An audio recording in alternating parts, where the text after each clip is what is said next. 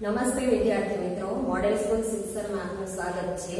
આજે આપણે ધોરણ 9 માં બાકી રહેલો આપણો જે પાઠ હતો, પાઠ 4 ભારતની રાષ્ટ્રીય ચળવળો, એનો અભ્યાસ કરીશું।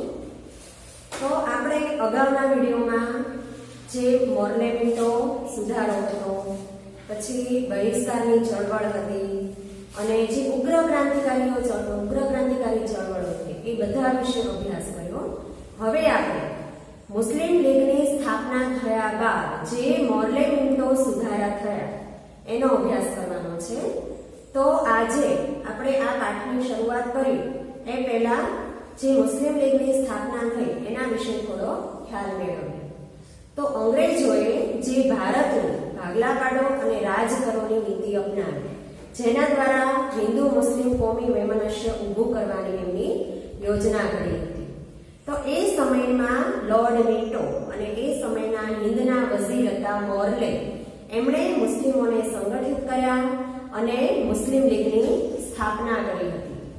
તો હવે આ મોર્લે મિન્ટોના સુધારામાં આપણે જોઈ શકીએ કે આગા ખાનના નેતૃત્વ નીચે એક મુસ્લિમ સંગઠન એ ભારત આવ્યું અને મિન્ટો અને એ સમયના વઝીર મોર્લેને મળે અને જે સુધારા કરવામાં આવ્યા, મુસ્લિમ લીગની સ્થાપના થઈ હતી, એમાં જે સુધારા થયા એને મોર્લે મિન્ટો સુધારા કહેવામાં આવ્યા।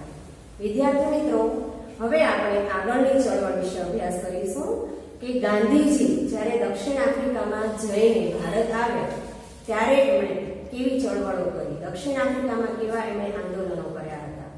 તો ગાંધીજી વિશે આપણે થોડોક ટૂંકમાં પરિચય મેળવીએ।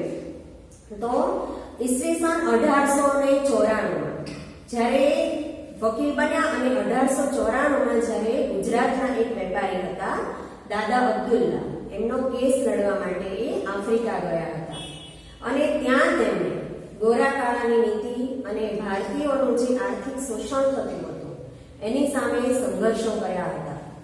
સત્યાગ્રહનો સહારો લઈને આ મુસ્લિમોની અને હિન્દુઓની એવા ભારતીયોની એમણે સહાય કરી હતી। ગાંધીજીએ આફ્રિકામાં ભારતીયો માટે ભારતીય કોંગ્રેસ નામની સંસ્થા સ્થાપી અને ઇન્ડિયન ઓપિનિયન નામનું વર્તમાનપત્ર પણ પ્રકાશિત કર્યું હતું। ભારતીયોને સંગઠિત કરીને તેમણે સત્યાગ્રહ માટે અહિંસાત્મક વિરોધ કર્યો હતો।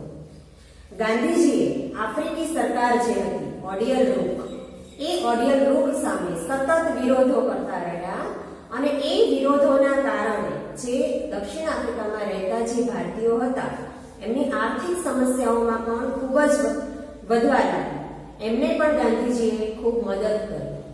એ સમયે આફ્રિકામાં એમના એક જર્મન મિત્ર હતા, એ ચિત્રકાર હતા જેમનું નામ હતું કાલેન બાક।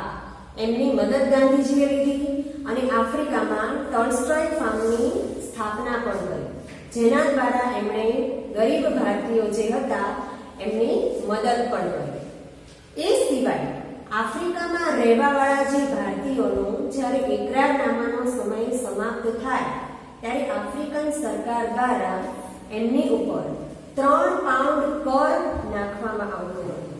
ગાંધીજીએ તેમનો પણ વિરોધ કર્યો અને એ માટે ગાંધીજીએ ઘણા બધા જન આંદોલનો પણ કર્યા હતા।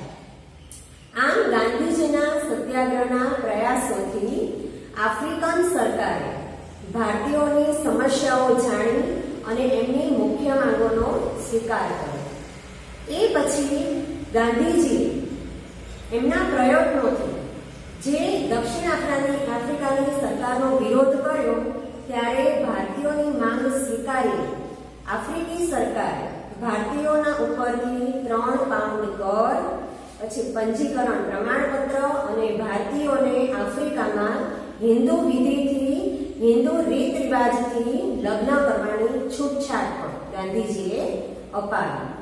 આમ ગાંધીજીએ દક્ષિણ આફ્રિકામાં રહીને ભારતીયો માટે ઘણા બધા જન આંદોલનો પણ કર્યા હતા અને આવી રીતે ગાંધીજી દક્ષિણ આફ્રિકામાં રહીને જે જન આંદોલનો કર્યા, રંગભેદની વિરુદ્ધ એમણે જે સંઘર્ષો કર્યા, વિરોધો કર્યા અને સત્યાગ્રહની સફળ લડત લડીને એ ઈસવીસન 1915માં 9 જાન્યુઆરીના રોજ એ ભારત પાછા ફર્યા.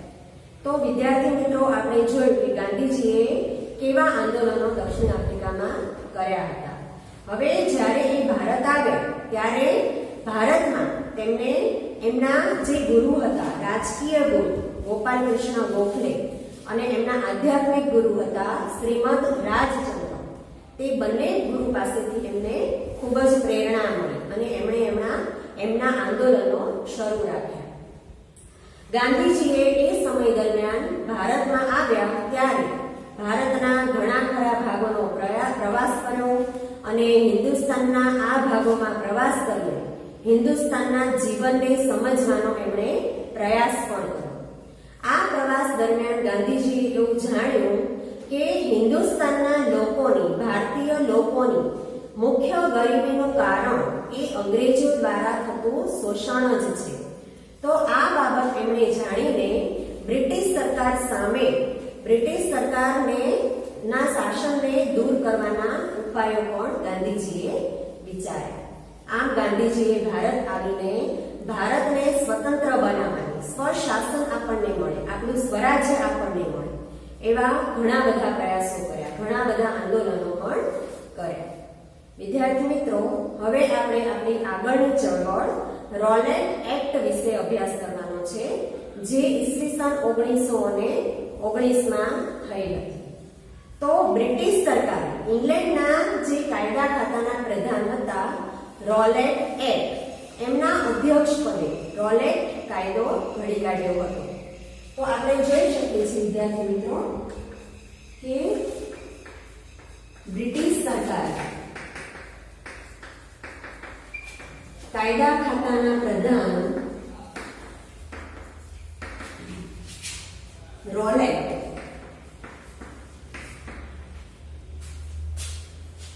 ના અધ્યક્ષ પદે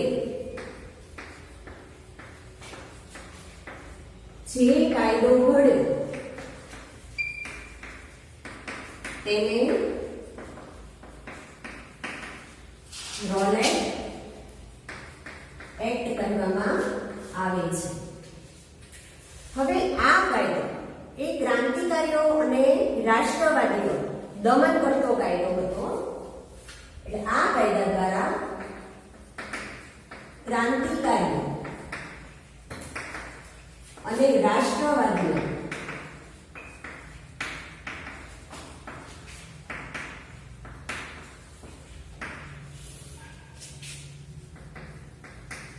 દમન કરતો કાયદો હતો.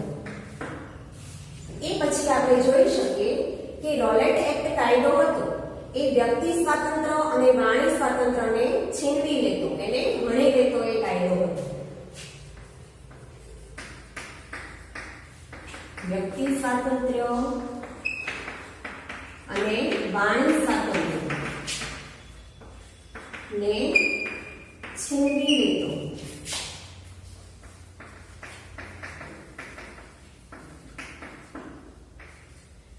આ કાયદાને આધારે કોઈ પણ શંકાસ્પદ જણાતી વ્યક્તિની ગમે ત્યારે ગમે તે સમયે અંગ્રેજ સરકાર દ્વારા ધરપકડ કરવામાં આવતી હતી અને એના ઉપર મુકદ્દમો ચલાવ્યા સિવાય એને ગમે તેટલા દિવસ સુધી જેલમાં પૂરવામાં આવતા હતા.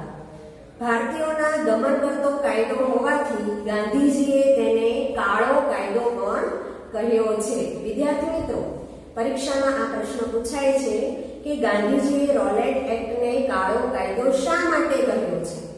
તો ગાંધીજીએ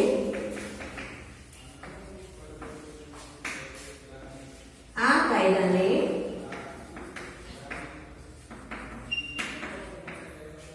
કાળો કાયદો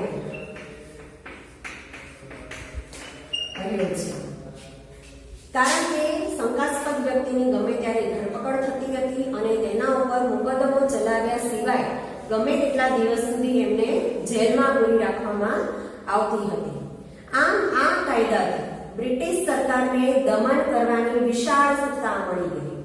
ઠેર ઠેર નેતાઓ અને ભારતની પ્રજાએ તેમના આ કાયદાનો વિરોધ પણ કર્યો અને વિરોધ કરવા માટે એમણે સભાઓ ભરી, સરઘસો કાઢ્યા, હડતાળો કરી, દેખાવો કર્યા. આવા ઘણા બધા કાર્યક્રમો દ્વારા રોલેટ એક્ટનો વિરોધ કરવામાં આવ્યો. ગાંધીજીની દિલ્હીમાં ધરપકડ કરવામાં આવી અને એ જ રીતે પંજાબમાં ડોક્ટર સત્યપાલ અને ડોક્ટર કિચલોની પણ ધરપકડ કરવામાં આવી. મોતીલાલ નહેરુએ તો ત્યાં સુધીનું કહ્યું છે કે આ જે રોલેટ એક્ટનો કાયદો હતો એ દલીલ, અપીલ અને વકીલાતનો અધિકાર છીનવી લેતો એ કાયદો હતો. આમ સરકારે આ રોલેટ એક્ટના કાયદા દ્વારા દમન નીતિનો દોર એ ભારતીય પ્રજા ઉપર છૂટો મૂક્યો હતો. તો વિદ્યાર્થી મિત્રો, આપણે રોલેટ એક્ટ વિશે ભણ્યા. હવે આપણે આગળની આપણી ચળવળ છે જલિયાવાલા બાગનો હત્યાકાંડ. આ પ્રશ્ન પણ પરીક્ષામાં ટૂંકનોંધ તરીકે પૂછાતો હોય છે, તો એનો અભ્યાસ કરીશું. તો 13 એપ્રિલ 1919 ના રોજ જલિયાવાલા બાગનો હત્યાકાંડ થયો હતો. આ હત્યાકાંડની વિગતે આપણે તપાસ કરીએ, એનો અભ્યાસ કરીએ તો એવું જાણવા મળ્યું કે રોલેટ એક્ટના વિરોધમાં જ્યારે પંજાબમાંથી ડોક્ટર સત્યપાલ અને ડોક્ટર કિચલોની ધરપકડ કરવામાં આવી, ત્યારે એની સામે વિરોધમાં વૈશાખીના તહેવારના દિવસે પંજાબના અમૃતસરમાં જલિયાવાલા બાગમાં એક સભાનું આયોજન કરવામાં આવ્યું હતું. તો આપણે અહીંયા લખીશું કે ડોક્ટર સત્યપાલ અને ડોક્ટર કિચલુની ધરપકડ થતા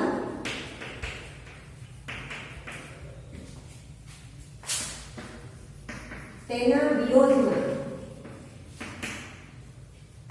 પંજાબના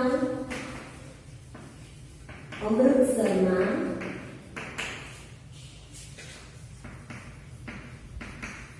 જલિયાવાલા બાગમાં વિશાળ સભાનું આયોજન.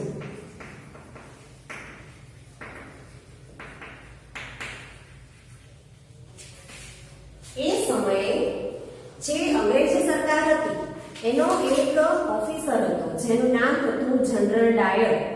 એ કોઈ પણ જાતની પૂર્વ ચેતવણી આપ્યા વગર એ આ જલિયાવાલા બાગમાં પહોંચી ગયો.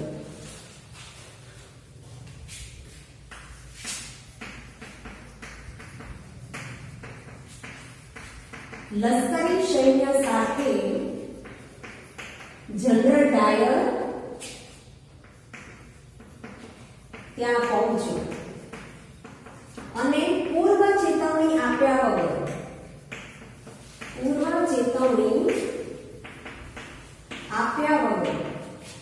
તેની મશીન ગનમાંથી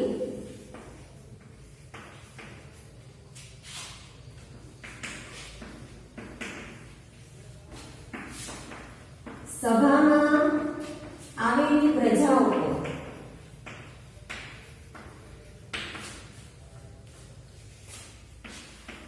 ગોળીઓનો વરસાદ કર્યો.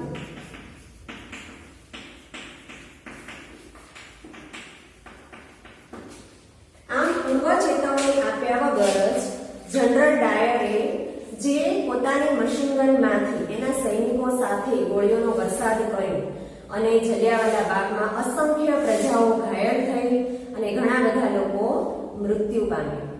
બાગની અંદર ચારે બાજુ ઊંચી દિવાલો હતી, વચ્ચે એક અવાવરો કૂવો હતો અને બહાર નીકળવાનો એક જ સાંકડો રસ્તો હોવાથી ત્યાં બાગની અંદર આવેલી પ્રજા બહાર ન નીકળી શકી અને જનરલ ડાયરના ગોળીઓનો ભોગ બની.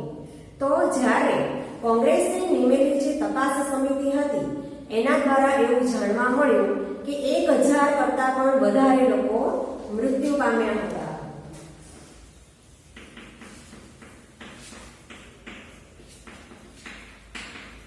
કોંગ્રેસની તપાસ સમિતિ દ્વારા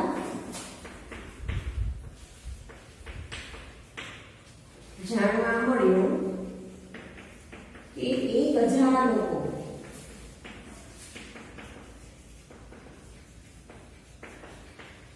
મૃત્યુ પામ્યા. અને એ જ રીતે જ્યારે બ્રિટિશ સરકાર વતી એક તપાસ સમિતિ જેનું નામ હતું હન્ટર કમિશન એ ભારત આવ્યું અને જનરલ ડાયરનો બચાવ કરતા તેણે કહ્યું કે જનરલ ડાયરની આ અજાણતા થઈ ગયેલી પ્રામાણિક ભૂલ છે એમ ગણીને હન્ટર કમિશને તેને ક્ષમ્ય કર્યો. જ્યારે જનરલ ડાયર ઇંગ્લેન્ડ પાછો ગયો ત્યારે તેને 2000 પાઉન્ડ આપીને તેનું સન્માન કરવામાં આવ્યું અને તલવાર આપીને એનું સન્માન કરવામાં આવ્યું. એ જ રીતે આ બનાવથી હિન્દની પ્રજાને જબરજસ્ત આઘાત લાગ્યો. ગાંધીજીના મનમાં રહેલી અંગ્રેજો પ્રત્યેની રહી સહી શ્રદ્ધા પણ અડગ બની અને અસહકારના ભાવિ આંદોલનની ભૂમિકા આ હત્યાકાંડે પૂરી પાડી.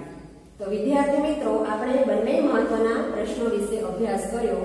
પહેલું હતું રોલેટ એક્ટ અને બીજું જલિયાવાલા બાગનો હત્યાકાંડ. બંને પ્રશ્નો તમારે તૈયાર કરવાના છે. હવે આપણે આગળ ખિલાફત ચળવળનો અભ્યાસ કરીશું કે જેમાં તુર્કીનો સુલતાન ઇસ્લામ ધર્મનો ખલીફા ગણાતો હતો. ખલીફાનો અર્થ થાય છે ધાર્મિક વડો.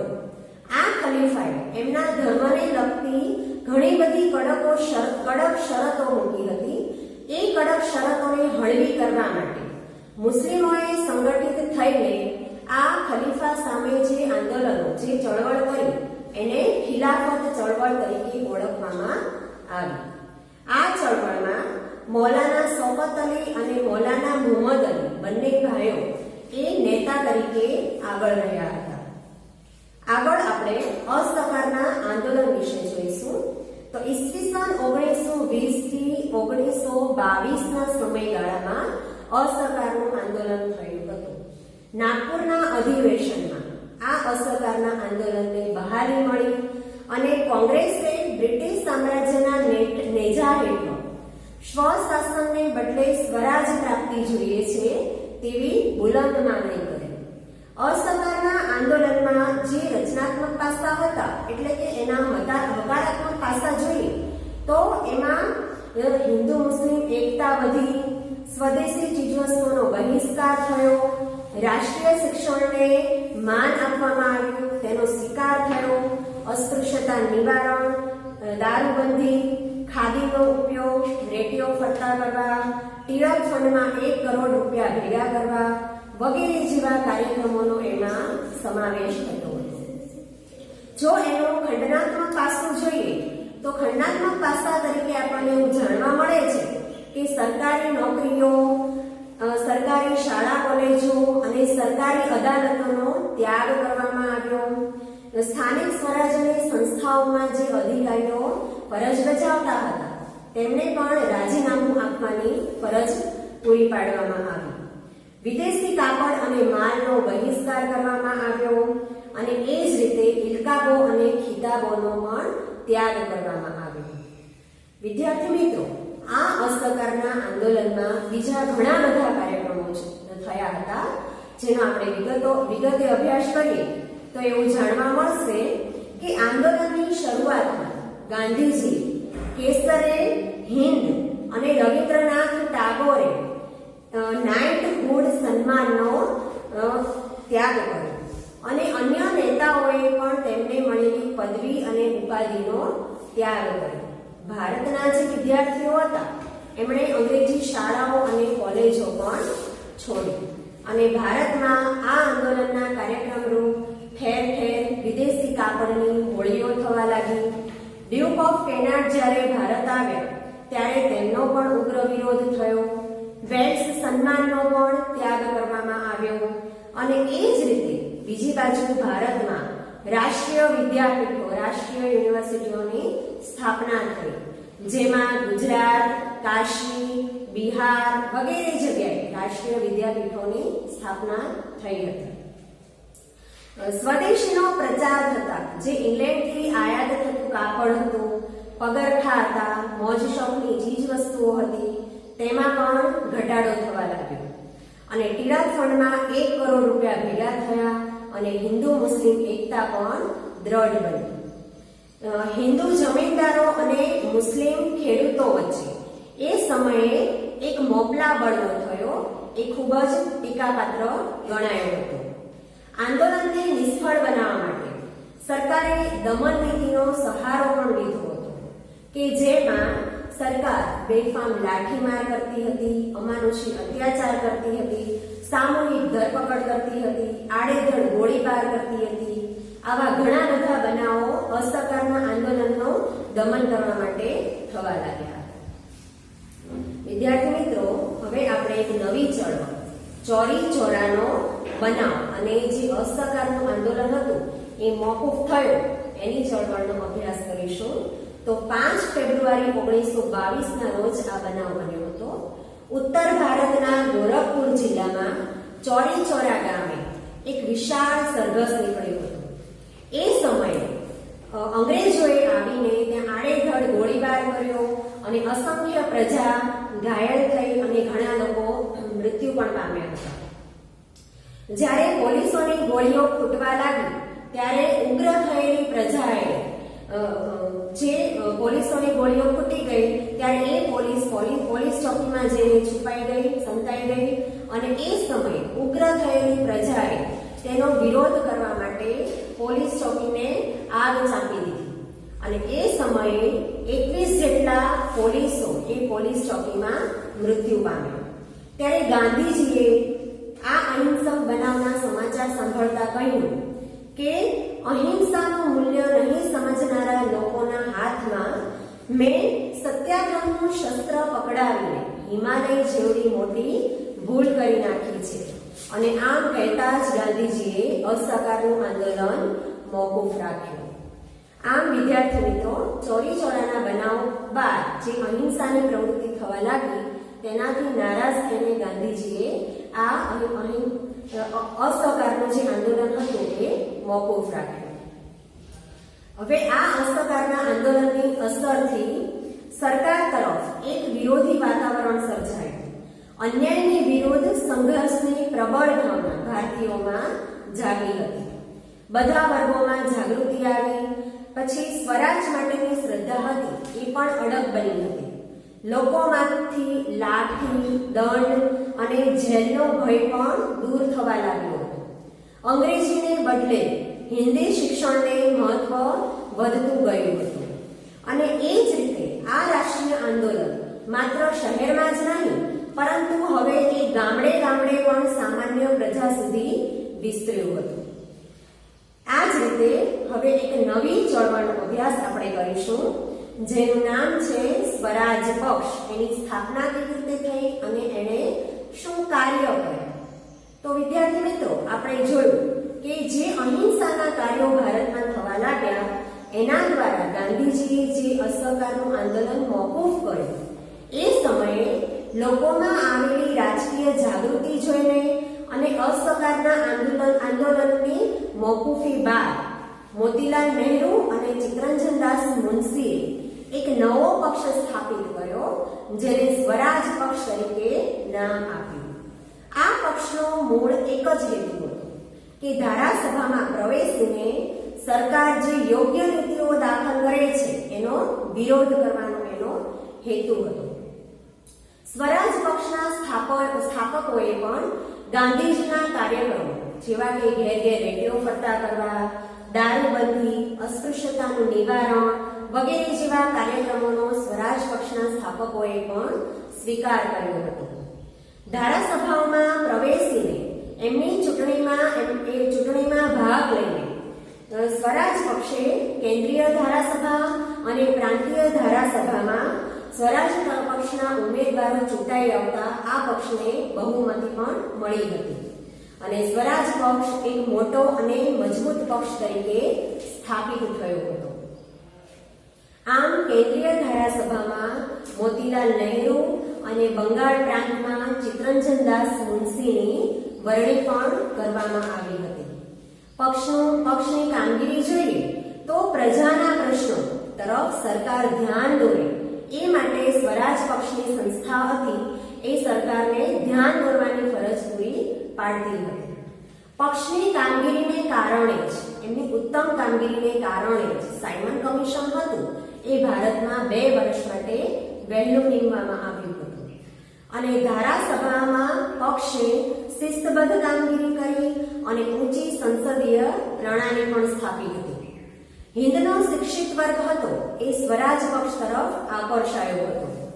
એ જ રીતે લોકોમાં રાષ્ટ્રીય જાગૃતિનો પણ પુનઃસંચાર થયો હતો અને સ્વરાજ પ્રાપ્તિને નજીક લાવવા માટે આ પક્ષે પણ ખૂબ જ મોટો ફાળો આપ્યો હતો. ઈસવીસન 1925 જૂન મહિનામાં ચિત્તરંજનદાસ મુનશીનું મૃત્યુ થવાથી આ પક્ષ નબળો પડવા લાગ્યો.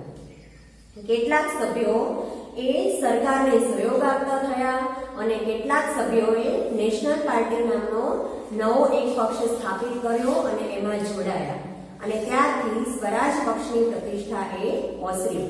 આમ બિપિનચંદ્ર પાલ અને સુરેન્દ્રનાથ બેનર્જીએ પણ આ પક્ષની આકરી ટીકા કરી. તો વિદ્યાર્થી મિત્રો, આપણો પાઠ અહીંયા પૂર્ણ થાય છે અને લેશનમાં દરેક વિદ્યાર્થી સ્વાધ્યાય લખશે.